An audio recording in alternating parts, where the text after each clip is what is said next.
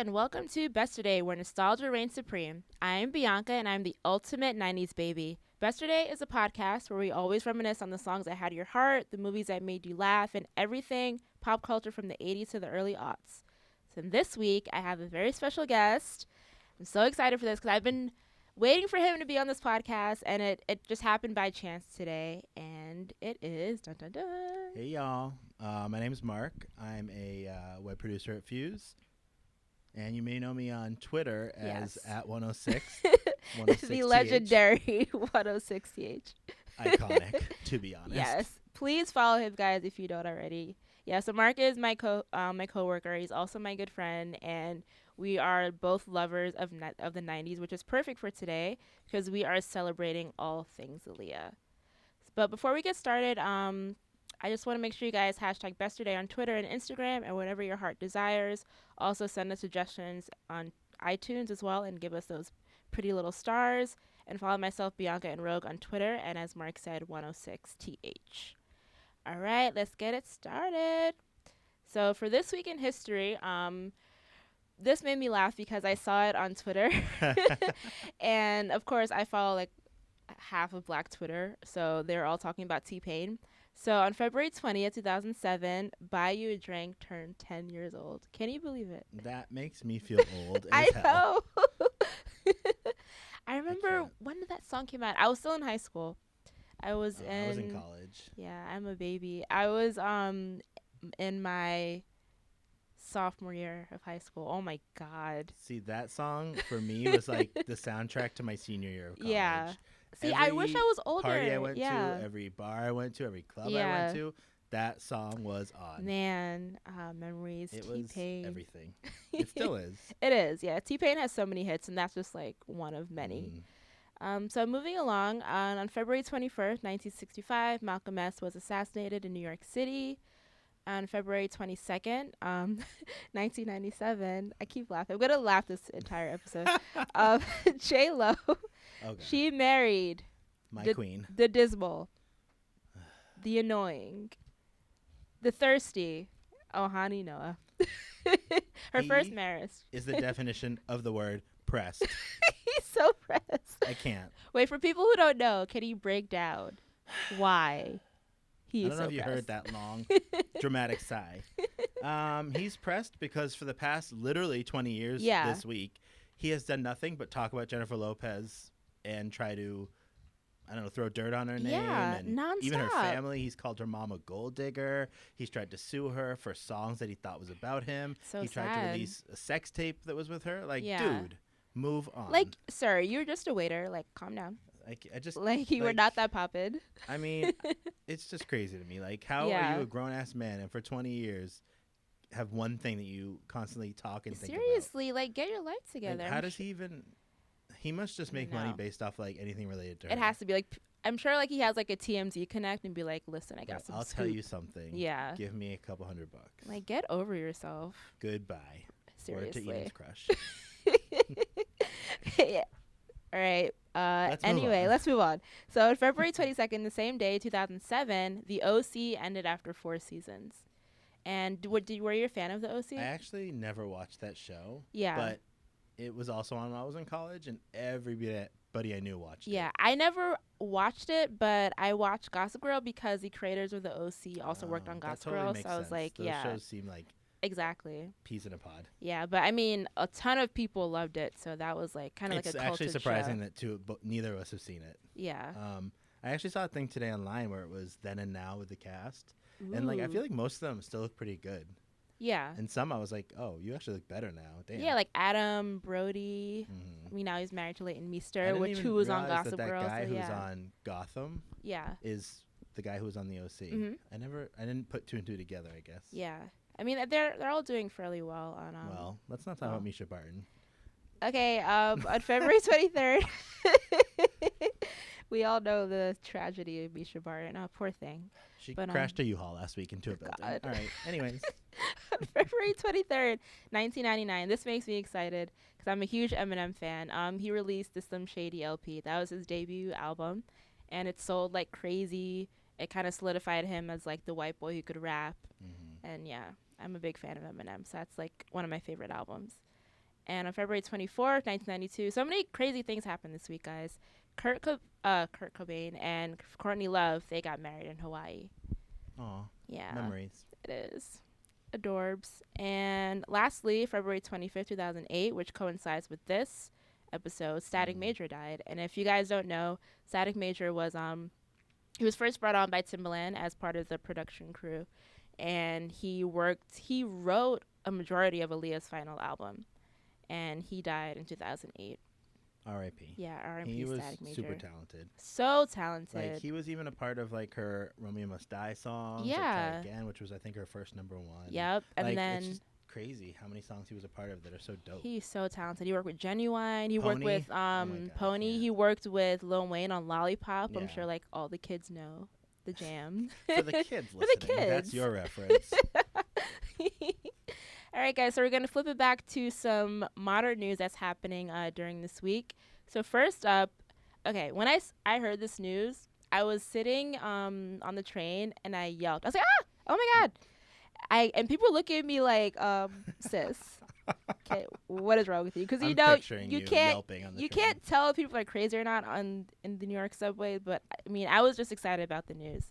So Lance Bass, he spoke about an NSYNC reunion, and he got a lot of people's hopes up because he said that they're going to be reuniting to get their star on the Hollywood Walk of Fame, and that they're also going to be, releasing the vinyl edition of their Christmas album because it turns 20.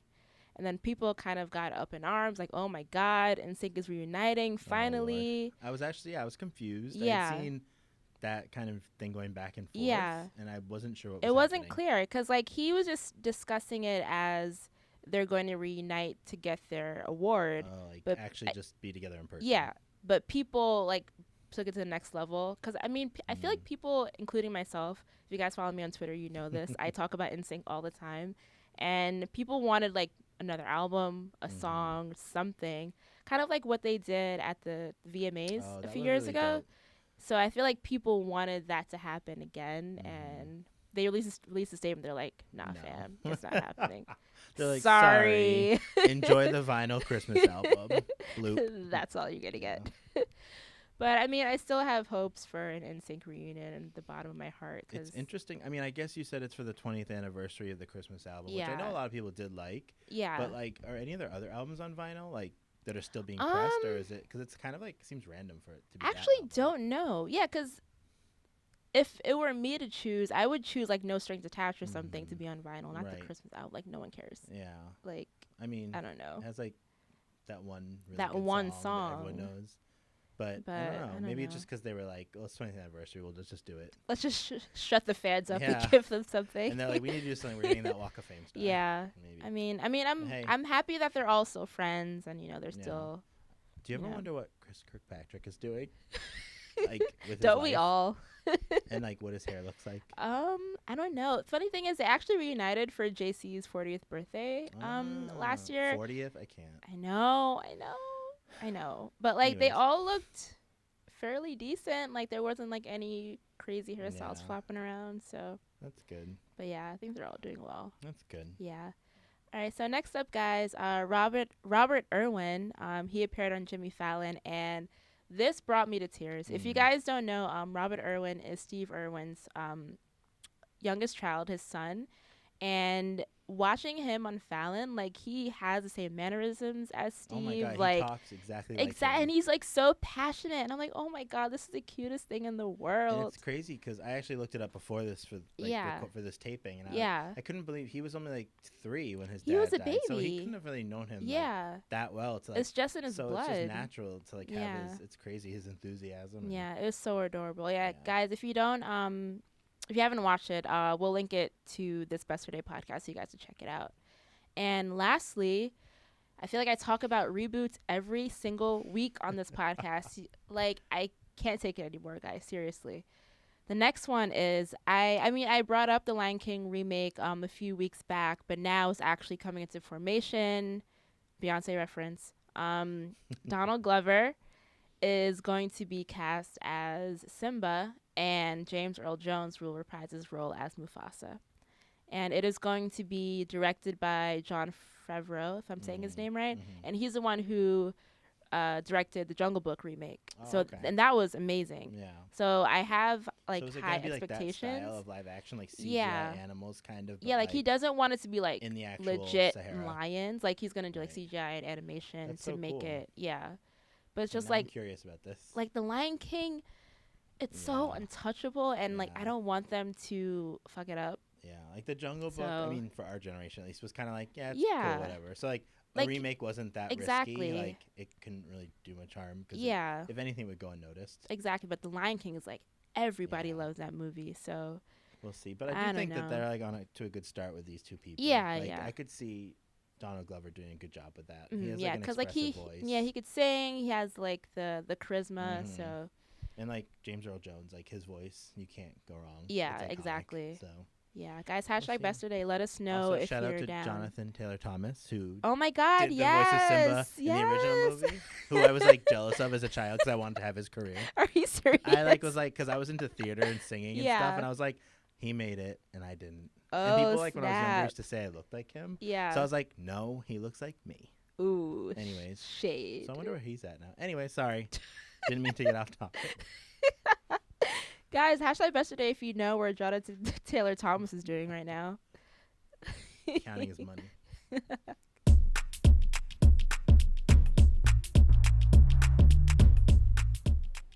All right, guys. So the reason why we are here today on this shining Wednesday, we're celebrating the life and the legacy of Aaliyah. I mean, I do that in my everyday life, Mm-hmm.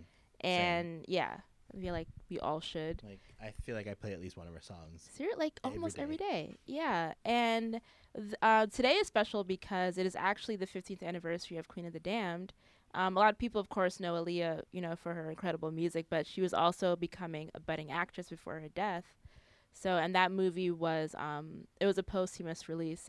It premiered in 2002. So it was a few months after her passing. I think it was supposed to be a theatrical release. Yeah, it was. But it didn't, right? Didn't it go like direct to video, was or it am a I crazy? theatrical release? I think it was. Yeah, but Maybe it was like a limited release. or I never something. watched it. I mean, my Or parents maybe it wouldn't was in the allow me theater. to I do have a that. really bad memory. But I do remember like it was kind of downplayed a little bit because it was like I think they didn't want to make it seem like they were capitalizing on her. Yeah, death. on her death. Yeah. The thing is, the critics, they kind of like slammed it down, like shut it down. To me, I remember watching it when I was younger, and I never watched it in theater because I was too young, but I remember like watching it on VHS. Right. VHS, that's a throwback. And I remember like fast forwarding because I only wanted to see the Aaliyah Like scenes. her parts. Yeah. And she didn't show up till like they're like 20, 30, 40 minutes in the Yeah, movie. I was like, I where thought is this was the woman? Aaliyah movie.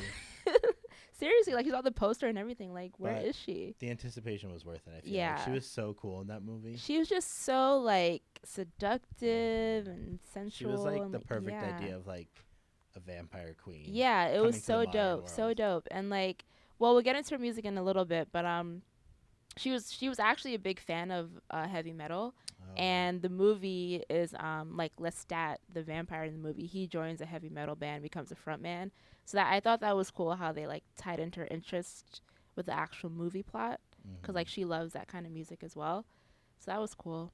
But overall, it's not like my favorite movie. I'm not gonna like lie. Like it's not that great. I mean, it's only really great because of her. Yeah, Like, the like parts she that are made great, it, and like yeah. even Stuart Townsend. Like I had a crush on him because I thought he was the hottest vampire ever. Like he did a good job as well. Just the movie overall, like the plot was kind of wishy-washy. Yeah. But yeah, that's Queen of the Damned. And of course, Aaliyah also starred in Romeo Must Die, which I watched last night. Oh my god, that movie is so. I don't know why. I feel like maybe it's a nostalgia thing, but Yeah. I love that movie. I didn't really like it. I don't know. I mean, thing is, I love martial arts movie. Like anything with Jet Li or Jackie Right. Chan, like I love. Right. But this one, I don't know. Like the whole Romeo and Juliet thing, and like I feel like I mean, it was cheesy. yeah, like their like- chemistry. I guess just looking back as an adult, like their chemistry, like you kind of just like pick certain things, Yeah. and like they didn't even kiss in It the was kinda movie, forced. and like yeah, I was like, I need some more romance. I feel like I just have these like memories connected with it Yeah. because it came out when I was in I think high school. Yeah, it came out in 2000. Yeah, so I was definitely still in high school, and all my friends went and I went to see it in the theater opening weekend. Yeah. And then like when she passed away, that night my friends and I like watched it on TV in someone's basement. Yeah. And like we're all like crying. Oh, it was like, so I think maybe I just have like nostalgic memories. Yeah, you just have it. like an inkling for it. Yeah. Oh man. All right, guys. So we're going to get into the nitty gritty of this episode, which is of course Aaliyah's music. Do you remember the first time you heard Aaliyah? I don't remember the very first time because I was really young, and I feel like she was on the radio with her earlier songs. Yeah, like Back and Forth. Yes, and exactly. Like her debut singles. Yeah, and so I had heard her because like we always had the R&B and hip hop station on like when I was a kid. Yeah, but it wasn't until your parents have impeccable taste. She came back out again in like.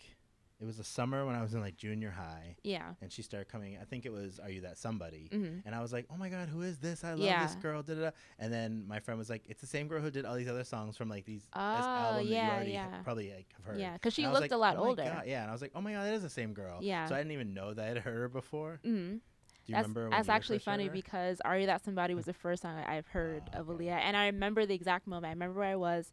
It was after school. And I want to say it was MTV on TRL, and they were playing the video in like my cousin's bedroom, and I remember hearing it. I was like, "Who is this girl?" And like my little Bianca voice, "Who is this?" And then I remember seeing her. I was like, I was just enamored, and that was like the first time I've ever heard of Aaliyah, and like I just remember watching the video like in awe, like oh my God, like this girl she was so is dope. amazing. Yeah, like her dance moves were just so fly, and like her style, her voice. And like I remember from that moment on, I was like, I had to have my parents buy me all of her albums. Yeah. Yeah, she like I think that song definitely like blew her up. Yeah, that was like the defining moment. Yeah. So it's like crazy to think she had 2 albums before that. Yeah, exactly. But that were popular, but just yeah, like, it was popular more, with like the more genre. urban crowd or whatever. But yeah, Are You That Somebody because it was on the Dr. Dolittle soundtrack. That kind of like catapulted her. Or at least I loved it when it came out. I haven't listened lately, so it might not be as good. You shout it out. All right, so there are so many songs that we could talk about. Like I don't even know where to begin because she has so many good songs. There are so many, but including album cuts. Oh my God, there's so many. I would say one of my favorites, like probably like top 3. Is If Your Girl Only Knew. Oh my God, I was gonna say that. That's like that is my shit. I play that almost every day. Like if I had to play, if someone told me to play any Aaliyah song, I would, it would probably be play that one. Yeah. I don't know. It's just so slick and like that beat her from swag Timbaland on that and like the production. Oh the beat. man, I have this extended remix somebody I know made. Yeah. And ooh, it's send me that. It's like 7 or 8 minutes long. Yeah. With like the beat just going on, and I'm like, I could play that on repeat for like an hour. And just like sing to it. So good. Timbaland is just a beast. Yeah, I love that song. She's just like a shit talker. I feel like people don't realize like Aaliyah, like she'll just like talk some smack, but her voice is so smooth and sophisticated. Sweet. Like you don't think like, oh shit, she kind of like just so like pretty and sweet. Exactly. And then she's like actually like talking slick. And it's like, okay. I love it. I think that's why people related to her. She had like that duality of because like sweet and street. Exactly. she was like such a tomboy. I mean, of course, we all dressed up like Aaliyah. Like I remember when I was younger, I wanted my mom to like take me to the hairdresser so I could get the swoop. Yeah. I never got it. Thanks, Mom. I remember like there was all these rumors about like she has the swoop because she has an effed up eye. I was like okay, she had a lazy eye. Yeah, I was like, no, it's called like a style. Like get it together, and like her baggy, like her baggy jeans and like of course the Tommy Hilfiger. Oh yeah, those Tommy Hilfiger, like the tube top and the overalls, which was very 90s. Oh, super 90s. She's like a 90s fashion icon, I feel like. Oh, I totally agree with that. Yeah, she set the standard for, I mean, we'll get into it later, but she set the standard for like a lot of people after, like just for her fashion alone. And I'm trying to think of what other songs I have. There's so many. She has this song. It's actually, I don't think it was ever released officially. It was a cover of Donny Hathaway's Giving Up. Oh, I haven't heard that. It's crazy because like you don't think of her as like I mean, not that you don't think of her as a ballad singer, but like she's not known for like this incredible, amazing, like powerful voice. Yeah, exactly. Like, and that's not shade. Like that's just not what. Yeah, because her voice is a lot softer. Yeah, and she actually, I remember the first time someone sent it to me, like 5-10 years ago, and I was like, what is this? And they were like, oh, it's a cover of Giving Up. I was like, do I want to listen to this, or is this gonna like taint me? Oh my god! And she actually like pulled it off. Like, she I have made to listen to that. Yeah, I really like it. All right. I'm gonna actually get into some of my Twitter peeps. I asked you guys what's your favorite Aaliyah songs, and Mouse_Jones, one of my good friends. Didn't he host this before with you? He did. He hosted the Insane podcast. I'll link that below as well. His favorite Aaliyah song is Back in One Piece, and that was part of the the Romeo Must Die. That was a good song. That was DMX on that one? Yeah. I love that song. Yeah, I just love that because it's like DMX is so rugged and street, and then Aaliyah comes in with her like very sweet vocals. That's a good one. And it's Esta Fiesta, Likes More Than a Woman. That's also one of my favorite songs. Yeah. The production's so good on that. Like Timbaland is just, oh my god, I can't. I mean, we actually just had a Timbaland appreciation episode the other day. Yeah, we talk about all the greats on this podcast, to be honest. We need a resolution is Mind About Music's favorite Aaliyah song. That's a good one too. I love that. Yeah, song. I love that video. I remember watching making the video on. Oh my god, same here. On MTV, yeah. With the snake. Yeah, and I was like, girl, aren't you afraid of these snakes? That was before Britney did it. Let me just side note. Wait, was it before? Was it? Yeah, because it was in 2000. Hold up. It was in 2000. Someone fact check me. Fake news. It was in 2000.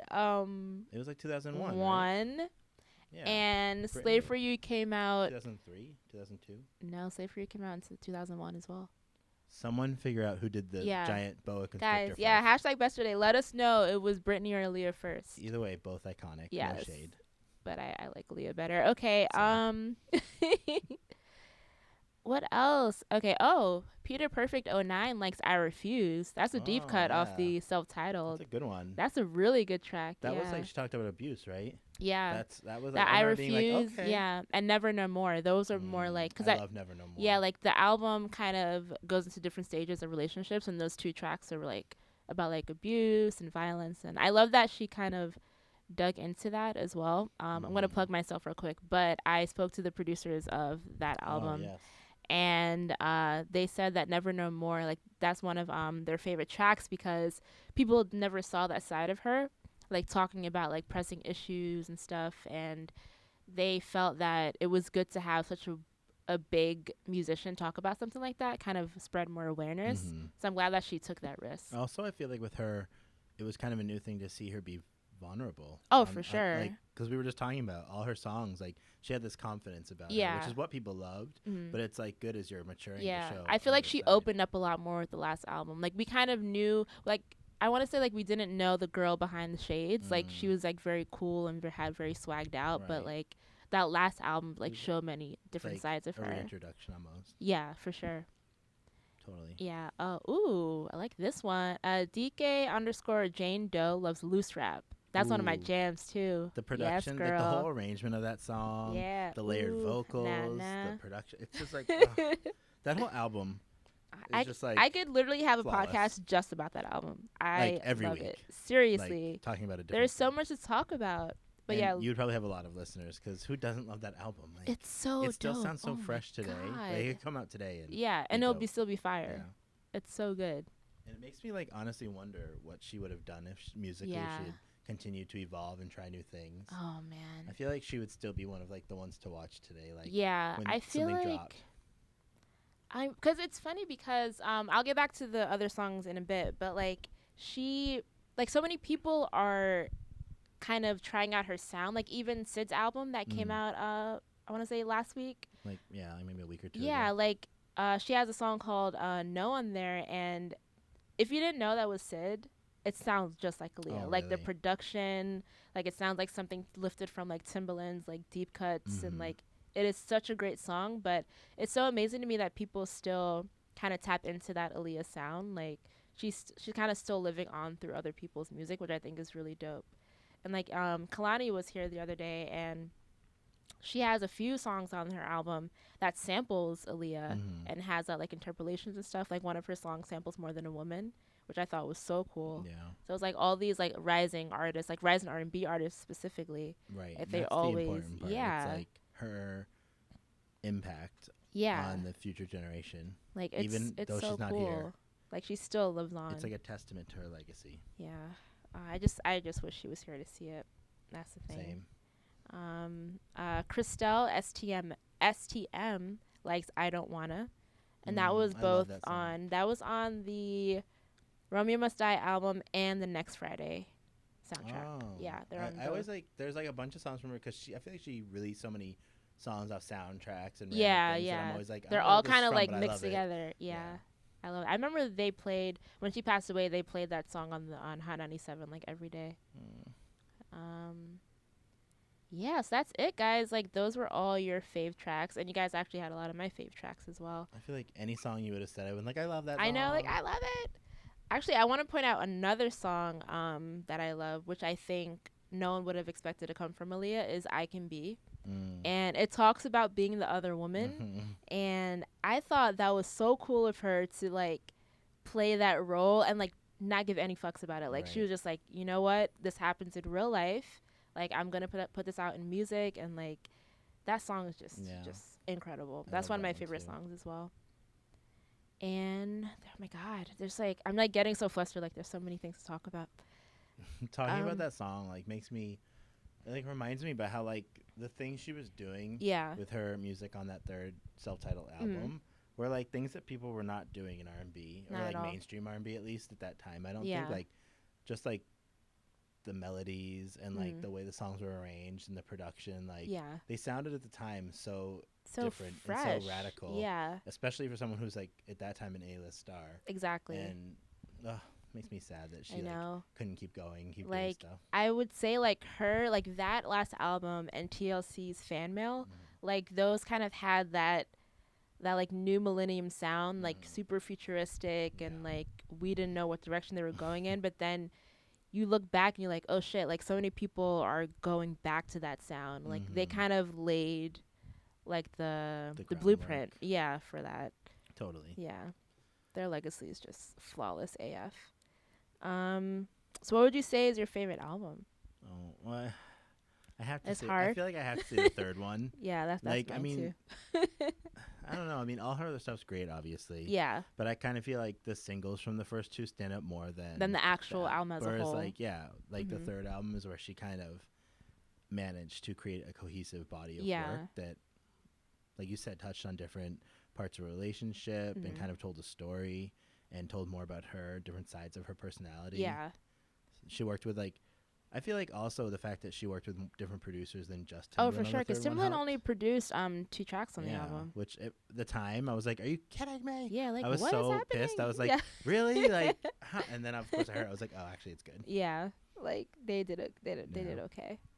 And the thing that annoys me so much, this Complex wrote an article about this is, it just gives me a headache just thinking about it. But like Barry Hankerson, her annoying ass uncle, he's like holding her music hostage. Like there was a moment a few months ago where her greatest like the Ultimate Aaliyah CD came up on Apple Music like randomly. People were like, "Oh my god, like let me download this." Everyone freaked out. It was like a moment. Yeah, because they thought it was like actually legit, but if you looked at it, it was illegal, and her team didn't approve of it, so they took it down really quickly. But it's just like we shouldn't have to like fight to have our music in online. This age, like we're in 2017, and it doesn't make sense because even if not that I want her gross uncle to make any more money off her, but it makes sense because he could easily make money.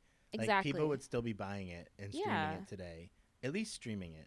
Even if you don't want to put it up for sale. Yeah. Like her first album, Asian Nothing But a Number, that's the only one available for streaming. It's like crazy. Everything else you have to like, luckily I have the album, so I was able to download it on my phone and stuff. But like if you don't, like say if like a 15-year-old wants to like look up Aaliyah, they have to like search through like random YouTube videos and stuff. Yeah. It's like her music is too good for that to like be so tainted. Like her legacy, it's just like I feel like it's hurting it because people hear people like us talk about it and they're like, well, I can't even listen to exactly. God. But I'll actually have a deep cuts playlist that I'll link to this podcast because it has a lot of good cuts on it. But it's just like, it's so frustrating to me that you can't listen to the music like properly. Like you can't like click iTunes, you can't click Spotify. It makes no sense. It's so stupid. But her uncle and Ohani Noah need to go somewhere. Seriously, they need to sit. Take 2 go seats. in a ditch and just stay and there. Just never come back. Just stay there. Because you're both annoying as hell. Seriously, like stop. Stop making money and making your whole life off of other a woman people's names. That yeah. has nothing to do with you now at this point. God, the thirst. Bye. The thirst is so real.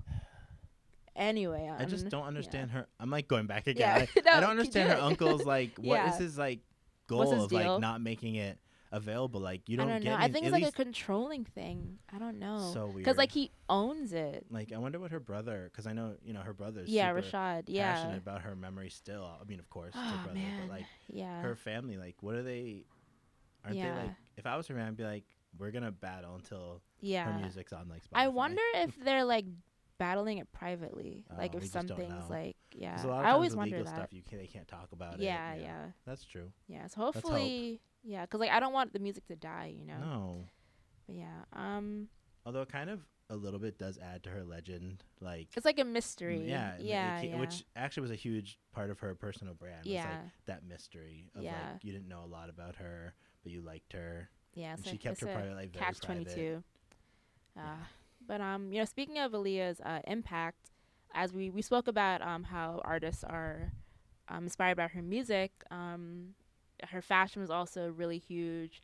I remember Rihanna on the Monster Tour with Eminem, like she wore like the flame pants, like in the Hot Like Fire video. Like, oh, that was so cool. Yeah, that was. I love when artists do that. Yeah, and like even her dance moves, like Ciara's, she's influenced by Aaliyah, and like trying to think if there's so many artists like Tinashe. Oh yeah, totally. Even Banks, she's inspired by Aaliyah. Janae Aiko, like you see it.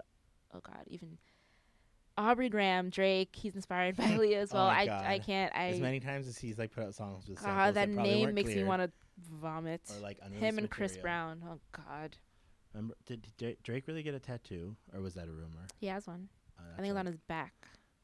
Like you're not even related to her. You didn't like know her. Oh, he's so try-hard. Like that is such a. I mean, I get it if you're a stan. I but guess. But the thing is like he just tries too hard. Like he tried to like get all her her deep cuts on an album and like samples and stuff. It's just it's so messy. Yeah, he's like trying to be a major part of unreleased things being put out. And like her parents didn't approve. Yeah, like, which is like even worse. Yeah, like dude, like stop. Very strange. So many guys need to just stop. Stop trying to align yourselves with women who didn't fucking know you, or if they did, they don't want to know you now. Hello.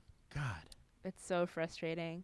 But how would you think her career would have like played out if she was still alive? I kind of touched on this earlier. I feel like she would have kept being somewhat experimental in her music and always aware of what was current and what was happening in music, especially in R&B. And she would still be like a front running person. Oh, for sure. I don't know if I worded that right, but of like the sound and kind of like people would look to her for what was hot and what was. Oh, for sure. And even if she was getting older at this time, I mean, she's not like 30s. It should be in her mid 30s. Not actually, she's still old, killing it. But like, she would still like collaborate with newer artists. I feel like she would like do things with them. She wouldn't be like one of those people who thinks they're above new artists. Yeah, because there's a lot of them.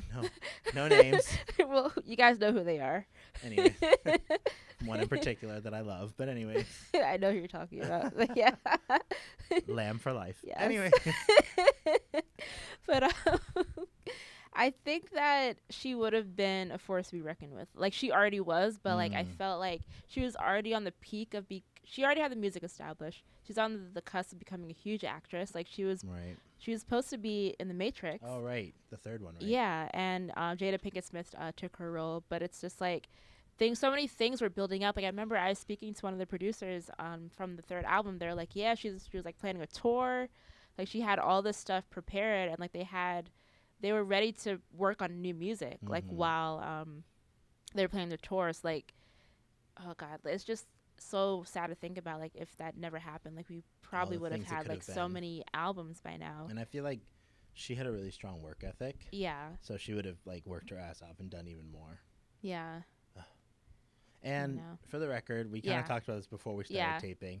all the people who have those things to say where they compare Beyonce and Aaliyah. Oh, Lord. Can we stop that? Because Lord. I think that both of them could have been huge and Oh, done for what sure. they're doing now, or what Beyonce's doing now. Yeah. And Aaliyah would have been big doing what she does, and would have still both been successful. I don't think there could have been one or the other. There's not one place in music and pop culture for one beautiful black female artist. Okay. Exactly. Like, get them together, please, Mark. God, I mean, please. Look at Rihanna and Beyonce. They're both doing their thing, and it's completely different. And people still try to compare them. It's like, and thing is, these people are friends. Yeah, like, they they're do friends. not give a shit about this petty, made-up beef. Yeah, like I remember I was speaking to Raptor Stewart, and he worked with both Aaliyah and Beyonce, and he told me that Beyonce was actually looked up to Aaliyah. Like, I remember if you guys #Besterday, if you guys remember this moment, but they like met on the MTV Movie Awards red carpet, and like Beyonce interviewed Aaliyah, and like they hugged and they talked, and I was like, look at that. And that was like, when she was still part of Destiny's Child. Exactly. Doing like the only solo stuff she was doing was like that Carmen hip opera. Yeah. Like, so she clearly was still coming up on her own. Exactly. And would like, still as well. They're two different artists. Like they have their own lanes. Like I don't think anything really Beyonce does, at least on the surface, is anything like Aaliyah. No, not at all. Like even their personalities and the way they approach their art doesn't so seem the I same never to me. understood like that comparison. Doesn't make I hate sense that, to and me. I hate that people still do that to this day and age when Aaliyah's not even here. Exactly, like, we she don't can't know what like happened. defend herself. Can you stop and just stop? Yeah. The word of the day is just stop. Stop and sit and listen to us. #Besterday.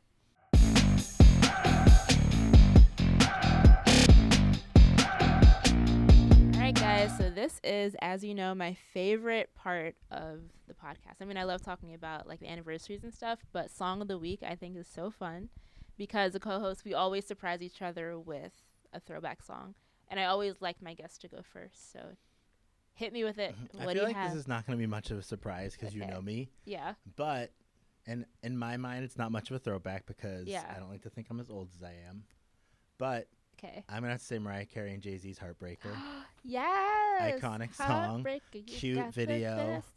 Remember Jerry O'Connell in that video? Oh my God, when he was like a thing? And Bianca, she was in there. Yes. Mariah's alter ego. I remember watching that video. I got so excited. I was like, Mommy, she has my name. Remember when they got in like the fight in the bathroom? Yes. That is like an iconic moment in my childhood. No, but for real, like I remember that moment vividly. I remember like watching like the making of that video and like. Yeah. Oh and man. I feel like people in our generation, most of our memories are attached to making the video on MTV. Oh, for sure. I talk about it all the time. Like those things stick with you when you watch them. Yeah, like making the video, like BET's Access Granted and all that stuff. Like I wish they had those still. Yeah. God, but yeah, Heartbreaker. That's a good one. Yes. Get with it. Seriously. Because we know MTV ain't gonna do it. I mean, hello. All right, you ready for mine? I don't know if I'm ready. I always have the random ass songs. Okay. So we're just going along with like the Aaliyah theme, Missy, Timbaland. My throwback of the week is 702's Where Are My Girls At? Okay. From the front to back. Yes. Is you feeling that? Put one hand up. Could you repeat that? Okay, yes. Try to take my man. See, I don't need that. So don't play yourself. That song is so good. Yes. And I chose that song because it was actually produced by Missy Elliott. I feel like Missy has had her hand in so many things that even people don't realize. Like she's a for years, beast. Even before she did a lot of solo stuff as an artist. Like, she was writing for so many people and producing and doing background vocals. Yep. Yeah. So Missy, she just has so much fire. And yeah, Where My Girls At? That's my song of the week. How old were you when that song was popular? I'm scared. It was released in 1999, so I was 8 years old. Okay. But so clearly, I shouldn't be talking about don't play yourself. I don't need your man. I was too young for that, but it was on the radio every day. So I was 14. Yeah. In high school, it was another one of those songs. It was kind of like one of those high school versions of like Buy You a Drink. Like it defined my like every high school dance I went to played that song. Oh, that's so cute. And everyone knew it, so everyone was singing all the words. And doing, I the wish dances. I wish I lived through the 90s because like I have such a like 90s soul, but like I was born at the cusp of it, so like I missed everything. Yeah, you were like too young to be at like clubs, or school dances. I know, I missed it, but yeah. I love 702. They only have 3 albums out, and I feel like they could have went on to do more. They're like kind of underrated. Oh, for sure. Like they have a lot of bops. Yeah, because they came out with like all the girl groups like Escape, Total, SWV, and they're kind of like under the radar. There's like a huge wave of R&B girl groups that are all actually still really dope. Yeah, guys. #Besterday. Well, Yeah, So. not all of them. Some. Let us know what are your who are your favorite R&B singers and all that. So, this is the end of the podcast. Already? I know. Janet voice. It's the end. Is that how it goes? Wait, is it? I know you're talking about. What did she say? That's it? Oh, something like that. Right? Yeah. Well, I hope you guys are. My reference was a flop. No, I hope you guys are like old enough to know what that reference comes from. Probably not. We probably sound like crazy people. That's the end? I forget. Anyways. Yeah, but yeah, guys, thanks so much for Mark for being here with me. Woo-hoo. Like, this was such a dope episode. I mean, I love talking about Aaliyah, and we're both like huge 90s fans. This was perfect. Thank you for having me. Yeah. I really appreciate it. I had a lot of fun. Yeah, it was cool. So, guys, follow my crazy ass on Twitter, Bianca and Rogue, and as well as Mark, 106TH, hashtag Besterday on Twitter and Instagram, and rate us on iTunes and give us a lot of love. And we'll see you next week. Bye. Bye.